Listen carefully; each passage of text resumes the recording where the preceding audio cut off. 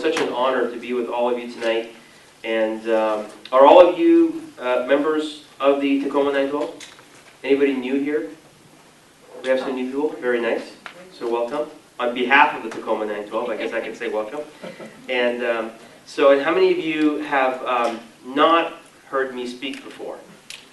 Oh, wow. Gosh. Not enough. Not Thank you, sir. That's it. You're going to make me blush now. Well, it's a privilege and again an honor to be here with you. And thank you, Tacoma 912, for inviting me. Thank you for allowing me to come. Well, just want to tell you a little bit about what we've been up to as we've been campaigning. And obviously you can see behind me that I am running to become the next governor of the state of Washington. And we have been traveling literally around the state. In the last week and a half, we've been as far south as Chehalis, all the way to Spokane and back. And I've even been to Washington, D.C. and back. So we've been all over the place.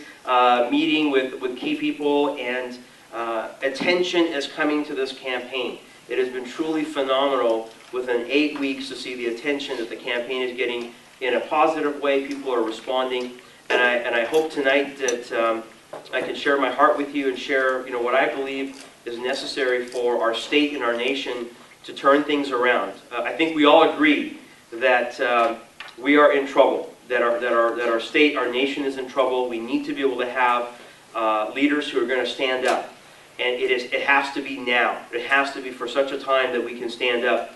And so the response has been truly amazing and truly an honor for our team. Our team is growing.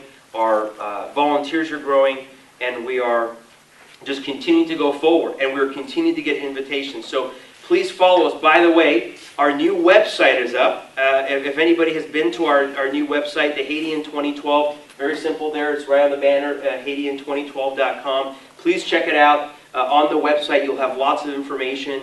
A lot of what I will share tonight will be on there as far as under our issues. We'll have Get Involved. You have ability to be able to volunteer and look at our news releases and press releases and blogs and things like that. Also, we have a map of events. So all the events we're going to put on there, they'll also be on Facebook. So please follow us, and hopefully after tonight you'll want to get the word out because this truly will be a grassroots and is a grassroots campaign. And so we're excited for that. So for those of you who are new and have not heard me before, let me just take a few minutes to share with you a little bit about my background, a little bit about where I come from, and why, maybe some of you are thinking, why would he want to run for governor? Well, first of all, I believe, and I do wholeheartedly believe, that our nation, our state and our nation are in moral, economic, and national security crisis. And I don't use that word crisis very lightly. It's not a word that we just throw around. And it is a politically incorrect word, isn't it? You can't say that word. You can't say that word and run for office. Well, it's the truth. And I really believe it's the truth. And that our nation is teetering right now. And our state is teetering. And we have to tackle root issues. And so that's why I'm running for governor, because I feel compelled that we need courageous leadership. We need leaders who will stand up and speak the truth and return, as the prayer was tonight, to our foundation, to our founding principles that this nation was founded upon, that has allowed us to be, in my opinion as well, the greatest nation, the greatest experiment that has been on this planet. So my background, the last year and a half, I've been traveling around the state and nation, speaking about different issues that we're facing with my company that is called the TIL Project, the Truth in Love Project. And by the way, the reason we've named it the Truth in Love Project is because as I've been traveling around, consistently the things that we've heard from people is that, number one, everybody is ready for political correctness to go in the garbage. Right? We've had enough of political correctness. It's time for the truth to be spoken. And the second thing I'm hearing is people are saying we need leaders who will stand up and be willing to speak the truth, whether that's in our homes, in our churches, in our communities, and even our elected officials. And how about leaders who are not worried about getting reelected, but are willing to do what is right and willing to speak the truth? And so this has been a consistent theme because I travel and I talk about, first of all, my background, because I am a former Muslim, and I'll mention more about that in a minute. I'm a former Muslim and Christian pastor. So I've been traveling around speaking about the threat of Islamic Sharia law and the true goals of Islam, things that we have not been told since 9/11, things that we have been lied to since 9/11. So I speak about that, and I do, I think we have a few copies of my DVD that I have on that about the true goal of Islam and the threat of Sharia law. This is through my company, the Till Project, and so we have some copies for contributions to the Till Project, but that's separate from the campaign. But as I've been traveling around, we've been speaking about that. We've been speaking about civic engagement, the importance for, especially in our faith communities, to vote, because folks, the conservative community, the faith community, is the largest voting bloc. The statistics say that about 48% of Americans who voted in the presidential election identified themselves as Christians. That's a statistic. There's over 66 million Christians that are registered to vote in our nation, and yet only less than usually a third of them vote. And so we were working with different groups around the state, and particularly in the state, but also around the country, to try to engage and increase this voter turnout. And we were talking also about limited government principles and the importance of protecting the sovereignty of our states versus the federal government. We've been talking about national security and border security, and I'll talk about that later as well. And then we've been talking also about the importance of standing with the nation of Israel and the importance for that for our nation. And then lastly, again, the need for principled leadership, for that principled, courageous leadership that will stand for these times, for the times that we're in. And so it's been an honor and a privilege to be able to do that. And just to tell you a little bit about my personal background, those of you who don't know, those of you who've heard it a few times, bear with me again. I was born in Iran. And what is going on in Iran right now? Who knows what's going on in Iran? What is happening? They're getting a nuclear bomb. Well, we have that, but specifically, there is a Christian pastor. There's a Christian pastor that is on trial. That's right. And so Iran is in the headlines once again, being on the wrong side of the headlines. And there's a Christian pastor that has left Islam, as I have, and who is on trial right now for his very life. And so we are encouraging and asking people to pray for his release, and we pray that they would release him for the sake of his family, and pray for the encouragement of his family and the churches that are in that country, the underground, really they're underground. But so I was born in Iran, and my father was in the military, and my mom was a school teacher. And in the 50s and 60s, there was a movement in Iran towards uprising of Islam, and it was sort of pushed back. But in the 70s, it began to gain ground.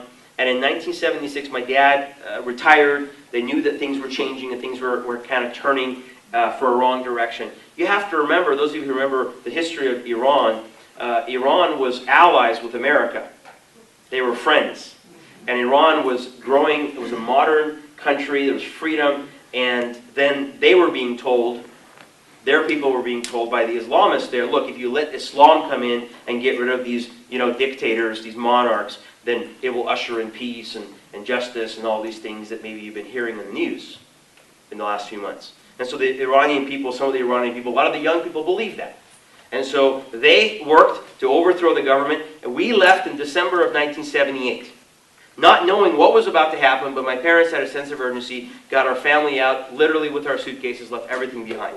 We had property, homes, vehicles, everything that we left behind. And we came out. 6 weeks later, the government fell. And the Shah was ousted, and an Islamic Republic was born, the Ayatollah was ushered in, and so began the era of peace. No, unfortunately not. Sadly, within 6 months, many of those young people who were protesting and thought peace was coming themselves were blacklisted and thrown into prison or tortured or worse. My cousin was one of those people that had to flee the country because he became a dissident within 6 months. So that was my upbringing. That's what I saw happen to my country, my birth country, when Islam took over. So we came to America to seek freedom, literally to seek freedom. And so what an honor that is. And so we were in the States for about 3 years, and then we moved to Canada, and we lived in Canada, and then about 13 years ago I moved back to the United States, and I waited a long time to become a legal resident, 8.5 years, and then another 6+ years to become a proud U.S. citizen. So if you do the math, that's almost 15 years that it took me. And you will hear tonight why I feel so strongly about illegal immigration and why I support legal immigration. But we'll talk about that more.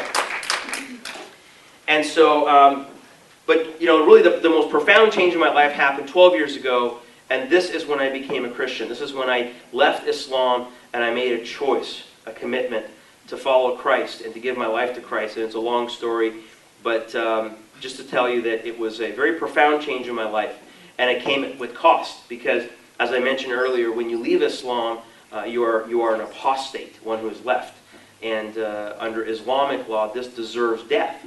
And so, now fortunately, and I always share this, my family were more culturally Muslim, so they weren't going to kill me, which was a relief to me, but they did disown me. My parents did disown me for a few years, and then really through God's grace, there was some restoration there, although nobody in my family are Christians still. But that was a profound change in my life, and within about 3 months of becoming a Christian, I felt led towards ministry. I was enrolled in Bible college, became a pastor. I've been a pastor now for the last 9.5 years. I pastor a church in Everett, Washington with Christ the King Community Church. And I've also been a teacher, been a coach for a number of years. I was a police officer with the city of Redmond. And as I mentioned, I travel now speaking with my company, the Till Project. And as you can see today, 8 weeks ago, we announced our candidacy for the governorship. I just want to let you know that this has been a 2-year process. People ask me, you know, did you just kind of come up with this on a whim? You don't decide this on a whim. My wife and I, through a lot of prayer and support, made this decision 2 years ago. We knew this is what we were supposed to do, but we had to wait and wait for the right timing, and we knew that it was coming. So we're excited, and I'm excited to be here.